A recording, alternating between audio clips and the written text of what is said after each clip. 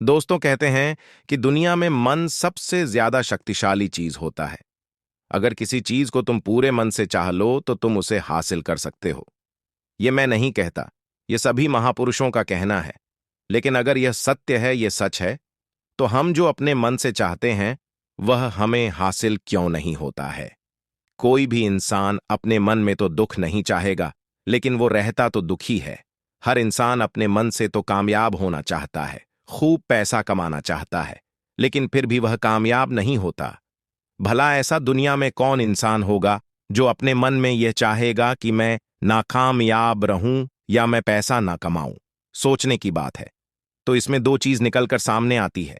या तो वह महापुरुष गलत थे जिन्होंने यह बात बोली कि मन से चाहे हुई चीज हासिल हो जाती है, या फिर हम गलत हैं। आज की पोस्ट में मैं जो कहानी बताने वाला हूं उसमें आपको एक ऐसा मंत्र मिलेगा। उसे समझने के बाद आपको एक ऐसा मंत्र का पता चलेगा जिससे आप यह समझ पाएंगे कि अपने मन से कोई भी चीज कैसे करवाई जाती है, मन में किसी भी बात का बीज कैसे बोया जाता है। ये इस कहानी से आपको अच्छी तरह से समझ में आ जाएगा।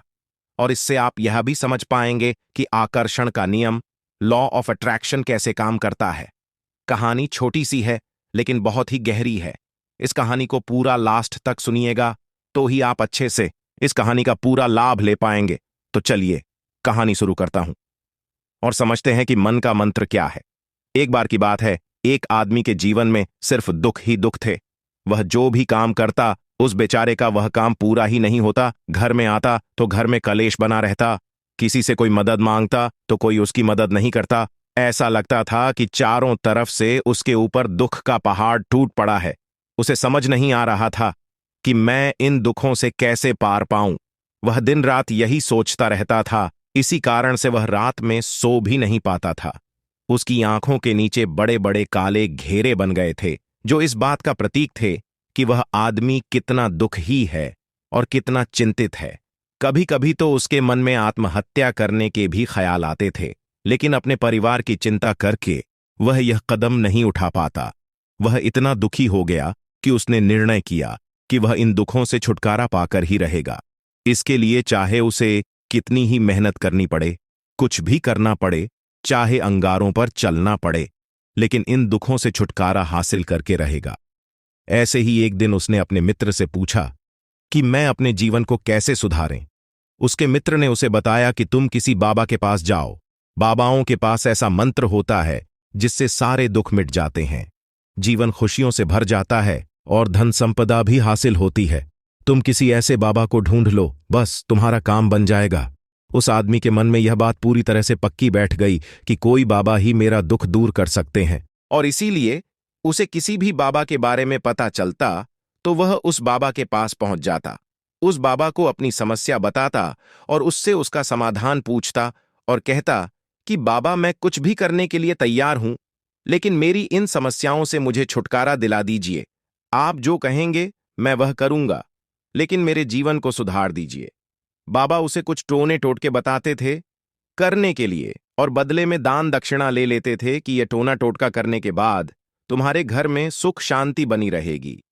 बस इस टोटके को पूरी विधि के साथ करना। वह आदमी घर लौटकर पूरी विधि के साथ टोने टोटके करने लगा, लेकिन बहुत टोने टोटके करने के बाद भी उसके जीवन में कुछ बदलाव नहीं आया। इसके विपरीत उसका जीवन और ज्यादा दुखी हो गया। जो भी बाबा उसे टोना टोटका देता था वह बदले में उससे दान दक्षिणा लेता था, जिससे उसका धन भी धीरे धीरे खत्म हो रहा था। इससे उसके जीवन में दुख और ज्यादा बढ़ गया। तब उसे लगा कि बाबाओं के पास जाने से तो मेरे जीवन में दुख कम होने की वजह बढ़ते ही जा रहे हैं। तो मुझे क्या करना चाहिए, बाबाओं के पास जाऊं या ना जाऊं? फिर एक दिन एक आदमी ने उसे बताया कि तुम अपने घर में किसी पंडित को बुलाकर हवन करवा लो। हवन होगा, घर शुद्ध हो जाएगा। कोई भी बुरी ऊर्जा होगी घर में तो वह घर से बाहर चली जाएगी। किसी पंडित को बुलाकर पूरे विधि विधान उसे मंत्र उच्चारण कराओ, हवन कराओ, जिससे घर में सुख शांति आए। उस आदमी के मन में यह बात बैठ गई और उसने एक पंडित को अपने घर पर बुलाकर हवन करवा दिया। हवन अच्छी तरह से संपन्न हुआ। बदले में पंडित ने भी अच्छी दान दक्षिणा ली और उसके बाद वह वहां से विदा हो गया। लेकिन कुछ दिनों के बाद उस आदमी को महसूस हुआ कि उसके जीवन में अभी भी कोई बदलाव नहीं आया है। अब वह आदमी पूरी तरह से दुखी हो गया और ज्यादा परेशान हो गया। अब तो उसे लगने लगा था कि मेरे जीवन में से दुख कभी खत्म ही नहीं होंगे, और यही सोच सोच कर उस आदमी का बुरा हाल हो गया था। फिर एक दिन उसे अपने मित्र से एक ऐसे बाबा के बारे में पता चला जो समाधान बताने के लिए कोई दान दक्षिणा नहीं लेता था। उस आदमी को लगा कि यह बाबा दूसरे बाबाओं की तरह नहीं हो सकता, क्योंकि यह तो दान दक्षिणा लेता ही नहीं, और अगर दान दक्षिणा नहीं लेता तो यह सच में कोई सिद्ध बाबा होगा। और यही सोचकर वह उस बाबा के पास पहुंच जाता है। जब वह आदमी वहां पर पहुंचता है तो वह बाबा ध्यान में बैठे हुए थे। यह देखकर वह आदमी वहीं पर चुपचाप बैठकर ध्यान से बाहर आने का उनका इंतजार करने लगा। थोड़ी देर बाद बाबा ने आंखें खोलीं तो सामने एक दुखी और परेशान युवक को बैठे देखा। उसकी आंखों के नीचे काले घेरे देखकर ही समझ गया कि यह आदमी अपने जीवन से कितना परेशान है। उसे संबोधित करते हुए बाबा ने पूछा कि बच्चा, क्या चाहते हो? बाबा के पास क्या लेने आए हो? उस आदमी ने कहा कि बाबा, मैं अपने जीवन से बहुत परेशान हूं। मैंने इन दुखों को दूर करने के लिए बहुत सारे रास्ते अपनाए, हर वो तरकीब करके देखें जो किसी बाबा ने मुझे बताई, हर वो काम किया जो कोई भी इंसान ने मुझसे करने को कहा, लेकिन मेरे जीवन में दुखों में कोई कमी नहीं आई। बाबा, इसके विपरीत मेरे जीवन में दुखों में बढ़ोतरी हो गई है। मुझे समझ में नहीं आ रहा है कि मैं क्या करूं। कभी कभी तो मैं आत्महत्या करने की सोचता हूं, लेकिन मैं अपने परिवार की सोचकर मैं यह कदम नहीं उठाता हूं। मैंने आपके बारे में बहुत सुना है बाबा, और मैं बहुत उम्मीद के साथ आपके पास आया हूं। कृपया करके मुझे कोई ऐसा मार्ग बताएं जिससे मुझे अपने दुखों से छुटकारा मिल जाए। मैं अपने दुखों से छुटकारा पाने के लिए कुछ भी करने को तैयार हूं।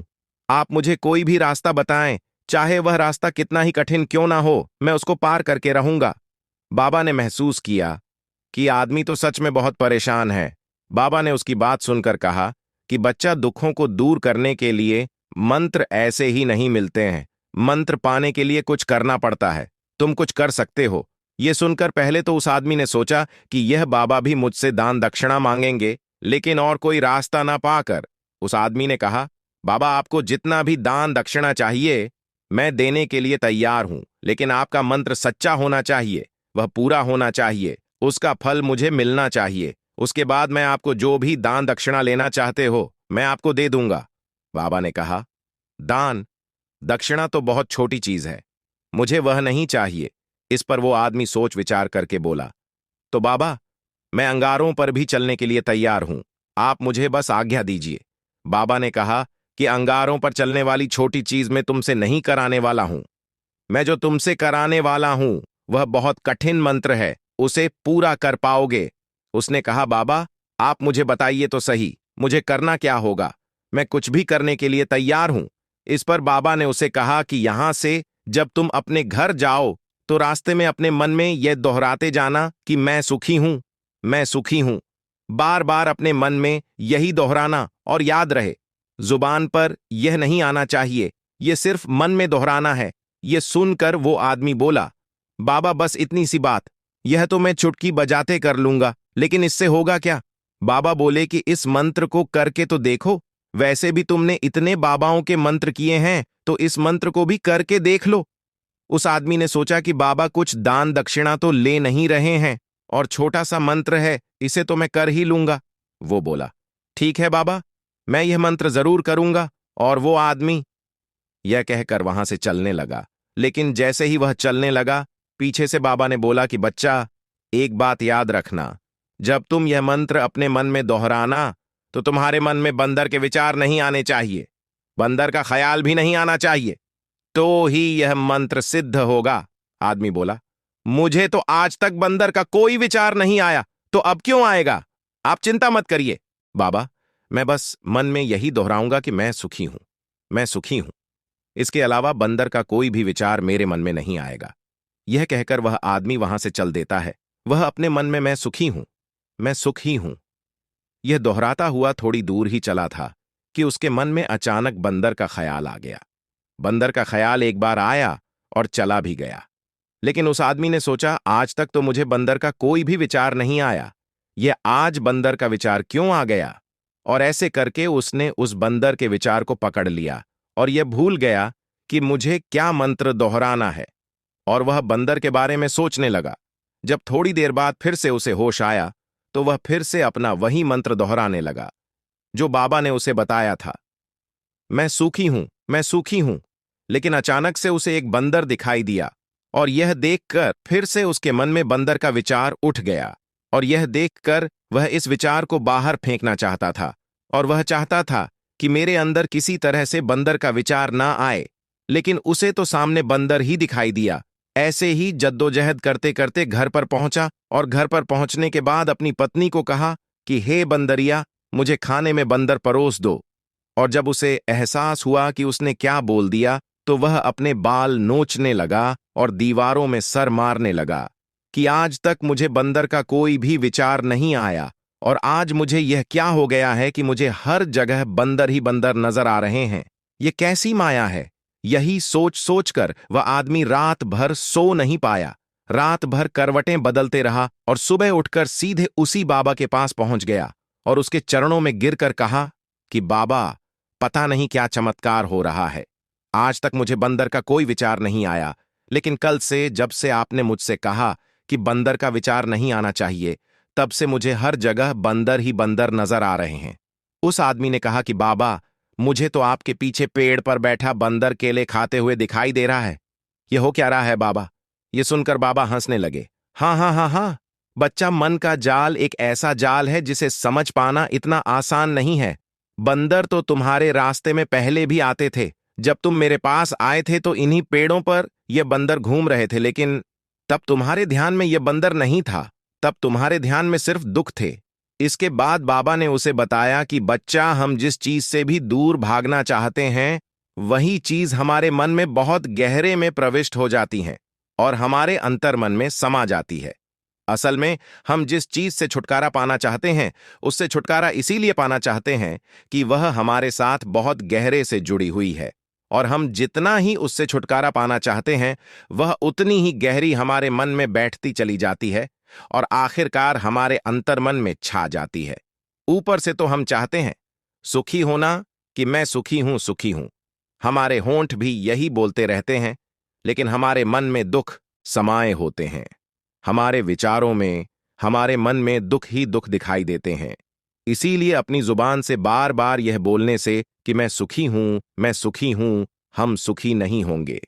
जब तक यह मंत्र हमारे अंतर्मन में प्रविष्ट नहीं होगा। इस पर उस आदमी ने पूछा कि बाबा, लेकिन यह मंत्र हमारे अंतर्मन में प्रविष्ट कैसे होगा? यह सुनकर बाबा ने कहा कि बच्चा, अपने दुखों से लड़ना बंद कर दो। जब तक तुम अपने दुखों को दूर करने की सोचते रहोगे, तब तक वो दुख तुमसे चिपके रहेंगे। तब तक वो दुख तुम्हारे अंतर्मन पर अपना राज बनाए बैठे रहेंगे, और जिस दिन तुम उन दुखों के बारे में सोचना ही छोड़ दोगे, उन दुखों से छुटकारा ही नहीं पाना चाहोगे, उसी दिन से तुम्हारे जिंदगी से दुख गायब हो जाएंगे। क्योंकि किसी भी चीज से छुटकारा पाने के लिए हमें उस चीज के बारे में सोचना पड़ता है, और हम जितना ही उस चीज के बारे में सोचते हैं, वह उतनी ही गहरी हमारे मन में प्रविष्ट होती चली जाती हैं। हम अधिकतर समय दुखों के बारे में ही सोचते हैं। हम यही सोचते हैं कि हमारे जीवन में दुख है और हमें इससे छुटकारा पाना है। इसी वजह से बार बार सोचने से वो दुख हमारे अंतर्मन में प्रविष्ट हो जाते हैं और हमें एहसास भी नहीं होता। इसीलिए अगर तुम दुखों से छुटकारा पाना चाहते हो, तो दुखों से छुटकारा पाने के बारे में सोचना छोड़ दो। तुम्हें दुखों से छुटकारा मिल जाएगा। अक्सर आदमी धूम्रपान छोड़ना चाहता है, शराब छोड़ना चाहता है। सुबह अपने आप से यह वादा करता है कि मैं कोई भी गलत काम नहीं करूंगा, लेकिन शाम को जब लौटता है तो नशे में चूर होकर लौटता है। ऐसा क्यों होता है? जो हम सोच रहे हैं वह पूरा कर ही नहीं पा रहे हैं। असल में हम उस चीज को बहुत ज्यादा तवज्जो दे रहे हैं, उस चीज को बहुत ज्यादा अहमियत दे रहे हैं। जब भी हम उस चीज को छोड़ने के बारे में सोचते हैं, तो हम उसकी इंपॉर्टेंस यानी कि विशेषता और ज्यादा बढ़ा देते हैं।